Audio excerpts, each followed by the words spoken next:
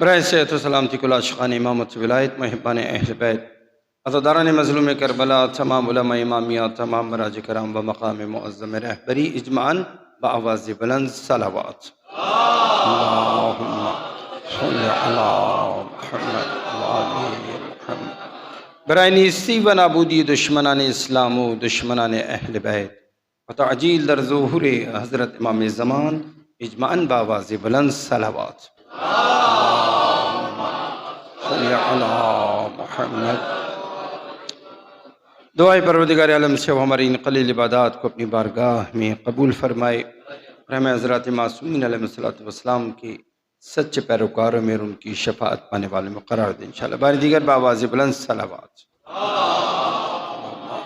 صلی علی محمد۔ عزیزان محترم سامعین گرامی قدر، پروردگار عالم کا یہ لطف و کرم ہے کہ اس نے ہمیں پیدا کیا جب کہ ہم کچھ نہ تھے، ہمیں وجود بخشا۔ یہ اس کا لطف ہے، نہ کہ کوئی ہمارا حق ہو۔ ہم تو کچھ نہیں تھے، اس نے ہمیں کچھ بنایا، اور نہ صرف یہ کہ وجود بخشا بلکہ اس وجود کو اپنی تمام موجودات میں اشرف المخلوقات قرار دیا، تمام مخلوقات میں اشرف بنایا۔ اور یقیناً وہ ذات حکیم ہے اور اس کا کوئی کام بغیر حکمت، بغیر ہدف اور مقصد کے نہیں ہوتا۔ تو جس شے کو بھی اس نے خلق کیا اس کا کوئی نہ کوئی ہدف اور مقصد ضرور ہے۔ یہ انسان کی لا علمی ہے، کم علمی ہے، جہالت ہے، غفلت ہے کہ وہ یہ سمجھتا ہے کہ نالی کے کنارے کیچڑ میں کوئی پودا اگر اگایا تو وہ ایسے ہی اگایا ہے۔ اسے بھی اس پروردگار نے اگایا ہے جس نے اس پوری کائنات کو بنایا ہے۔ خود کچھ نہیں ہوتا، وہ پودا بھی اگر اگتا ہے تو اس کی مشیت اور اس کے ارادے سے، اگرچہ نالی کے کنارے ہے، مگر اگر اگا ہے تو اس کائنات کے مالک، اس قادر مطلق، اس حکیم و دانا نے اگایا ہے اسے، اور اس کا کوئی کام عبث نہیں ہوتا، بغیر کسی ہدف اور مقصد کے نہیں ہوتا۔ وہ پودا بھی بغیر کسی مقصد اور ہدف کے پیدا نہیں ہوا۔ ایسے ہی کم علم نادان نے کسی نے فرزند رسول سے پوچھا کہ مولا، چھٹے امام جعفر صادق علیہ السلام کی خدمت میں اللہم صلی علی محمد وآل محمد وعجل، کہ مولا یہ پروردگار عالم نے یہ سانپ بچھو، یہ زہریلے کیڑے مکوڑے یہ کس لیے پیدا کیے؟ سوائے نقصان پہنچانے کے، سوائے ضرر پہنچانے کے، ان کا کوئی کام ہی نہیں ہے۔ یہ زہریلے جانور، ان کا کیا خدا نے پیدا کری ہے کہ انسان کے لیے ہمارے لیے مصیبت کھڑی کر دی کہ ہر وقت اس سے ڈرتے رہتے ہیں، اور کاٹ لے تو زہر کے سوا کچھ اور ہمارے بدن میں نہیں چھوڑتا۔ یہ خدا نے کیوں بنائے ہیں؟ تمہارا جواب دیا تمہیں نہیں معلوم۔ تمہاری فضا میں یہ جو مختلف زہریلی گیسیں پیدا ہوتی ہیں،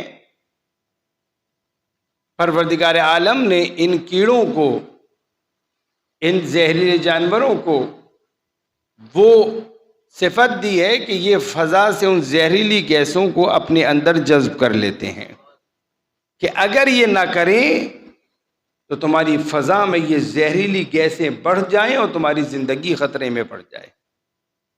انسان نہیں جانتا،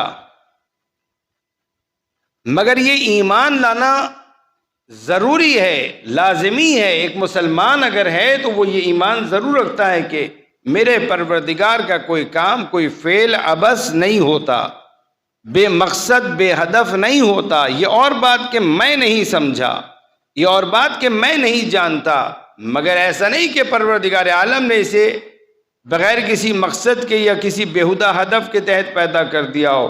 نہیں، اس کا ہدف بھی بڑا حکیمانہ ہدف ہوتا ہے۔ لہذا کائنات کی کوئی مخلوق بغیر ہدف کے نہیں ہے، ان تمام مخلوقات میں انسان اشرف المخلوقات ہے۔ لہذا جب انسان اشرف المخلوقات ہے تو اس کی خلقت کا ہدف بھی اشرف الاہداف ہوگا۔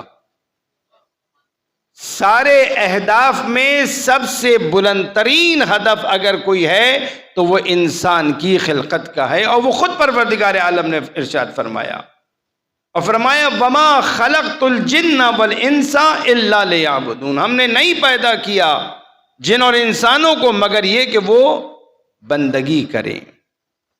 اللہ نے انسان کو پیدا کیا بندگی کے لیے، اس کے معنی یہ ہوئے کہ اللہ کی بندگی سب سے بزرگ ترین ہدف ہے کسی شے کی خلقت کا، اور وہ شے، وہ وجود انسان کا وجود ہے کہ انسان کو پروردگار عالم نے اشرف المخلوقات بنایا تو اشرف الاہداف بھی ہے۔ بلند ترین ہدف اگر ہے تو وہ انسان کا، انسان کی خلقت کا۔ فرشتے معمور ہیں انسان کی خدمت میں، انسانوں میں کوئی معمور نہیں ہے فرشتوں کے لیے۔ ملائکہ معمور ہیں، ہر ایک کے ساتھ 2 فرشتے موجود ہیں۔ ہواؤں کو چلانے والے فرشتے اور ہیں۔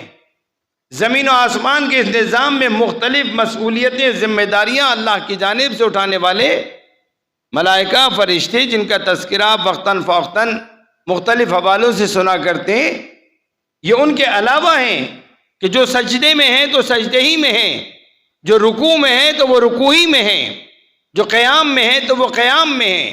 وہ جو ان حالتوں کے اندر ہیں مستقل، وہ ملائکہ علیحدہ ہیں۔ میں بات کر رہا ہوں ان ملائکہ کی، ان فرشتوں کی کہ جو مأمور ہیں انسانوں کی خدمت پہ۔ اور نہ صرف یہ ملائکہ بلکہ سورج بھی، چاند بھی، ہوائیں بھی، یہ شجر، یہ حجر، یہ جتنے بھی ہمارے چاروں طرف موجود ہیں، یہ سب کے سب انسان کے لیے۔ ان کی خلقت کا ہدف کون ہے؟ انسان۔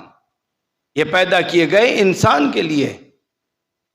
شیخ سعدی اپنے ایک شعر میں کہتے ہیں، ابر باد و مہ خورشید و فلک ہمیں درکارن تاتو نانی بکفاری و بغفلت نخوری۔ اپنی ذمہ داریوں کو اپنے اپنے مقام پہ یہ ادا کر رہے ہیں۔ ان کا ہدف اور مقصد یہ ہے کہ تم اپنا رزق، چاہے وہ مادی ہو یا معنوی ہو، اپنا رزق حاصل کرو اور غفلت کے ساتھ نہ کھاؤ۔ رازق ہے جس نے تمہیں دیا ہے، تاکہ اس رازق کا شکر ادا کر سکو۔ ابر باد و مہ خورشید و فلک ہمیں درکارن تا تو نانی بکفاری و بغفلت نخوری، یعنی غافلانہ زندگی نہ گزارو، با ہدف پیدا کیے گئے ہو۔ انسان ہمہ وقت متوجہ رہے کہ میں اپنے ہدف کی جانب بڑھ رہا ہوں یا نہیں۔ اور اگر انسان غافل ہو جائے تو اس کے معنی یہ کہ وہ اپنے ہدف خلقت سے غافل ہو گیا۔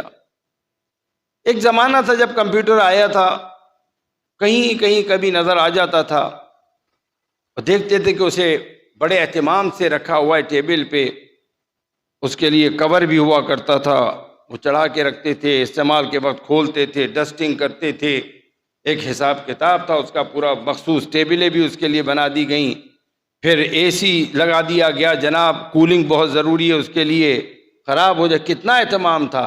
ایک دن گزر رہے تھے ایک جگہ سے، دیکھا کہ وہی کمپیوٹر جو 3 ڈبے والے کے ٹھیلے پہ رکھا ہوا ہے۔ ارے یہ کمپیوٹر جو اتنے اہتمام سے نظر آیا تھا، یہ 3 ڈبے والے کے ٹھیلے پہ کیا کر رہا ہے؟ ارے بھائی یہ تمہارے پاس کیا کر رہا ہے؟ کہا میں نے بھی خریدا ہے۔ کہا تم نے خرید، تم کیا کرو گے؟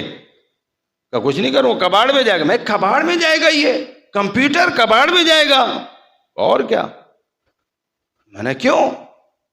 خراب ہو گیا۔ خراب کیا ہو گیا؟ بنائے تھا جس کام کے لیے وہ کام نہیں کرتا، لہذا اتنے اہتمام سے، اتنے اس کو ناز و نخرے کے ساتھ جو اے سی میں رکھا ہوا تھا، وہاں سے نکال باہر کیا، گھر سے نکال باہر کیا، کوڑیوں کو مول بیچ دیا، تین ڈبے والے کے ٹھیلے پر آ گیا. کیوں؟ اس لیے کہ جس مقصد کے لیے بنایا تھا اب وہ مقصد پورا نہیں کرتا. میرے خیال سے مثال تو پہنچ گئی آپ تک. ہر شے اس وقت تک اپنے مقام کو مینٹین رکھتی ہے جب تک جس مقصد کے لیے وہ بنائی گئی اس مقصد کو پورا کرے. کائنات کا نظام یہی ہے. انسان جس مقصد کے لیے بنایا گیا ہے اگر وہ اس مقصد کو پورا کرے تو وہ مقام اسے حاصل رہتا ہے. اور اگر جو مقصد اس کا ہے اگر وہ اس مقصد کو پورا نہیں کرتا تو لاکھ وہ دنیا کے محلوں میں رہ لے وہ محل بھی اس کے لیے تین ڈبے والے کے ٹھیلے کی مانند ہیں. بندگی پروردگار کے لیے پیدا کیا ہے تمہیں. اعلیٰ ترین ہدف ہے تمہاری خلقت کا. یہ کن چکروں میں پڑ گئے؟ یہ نفس امارہ کی خواہشات کے اسیر ہو گئے. یہ دوستوں کو مقدم کر دیا. یہ قوم اور قبیلہ، یہ چار پیسوں کی چمک، یہ دنیا کی رنگینیاں، اس لیے تو پیدا نہیں کیا تھا. وہ کائنات کا مالک ہے. وہ ہمیشہ ہمیشہ کے لیے تمہیں اتنا دے گا کہ تمہارے تصور میں کبھی نہیں آ سکتا. اور بغیر زحمت کے دے گا. وہاں نوکری نہیں کرنی پڑے گی، وہاں چبانا نہیں پڑے گا تاکہ مزہ آئے، کچھ مزہ حاصل کروں. وہاں صرف دل چاہے گا مزے کے لیے، مزہ مل جائے گا بغیر چبائے. وہاں زحمتیں نہیں ہیں، زحمتیں ساری یہاں ہیں. الدنیا مزرعۃ الآخرہ، دنیا آخرت کی کھیتی ہے. یہاں کھیتی باڑی کرنی ہے آخرت کے لیے، یہاں زحمتیں اٹھانی ہیں، یہاں سختیاں برداشت کرنی ہیں، یہاں آزمائشوں سے گزرنا ہے، یہاں پر بونا ہے اپنی آخرت کے لیے. وہاں تو صرف ثمر ملے گا، وہاں تو پھل ملے گا. وہ محنتیں جو انسان یہاں پہ اخلاقی اور اپنے کردار کے حوالے سے جو یہاں دنیا میں کر کے جائے گا وہاں پر اس کا ثمر پائے گا. فَمَن يَعْمَلْ مِثْقَالَ ذَرَّةٍ خَيْرًا. السلام علیکم یا علی مدد. میرے یوٹیوب پیج کو سبسکرائب شیئر ضرور کریں. شکریہ.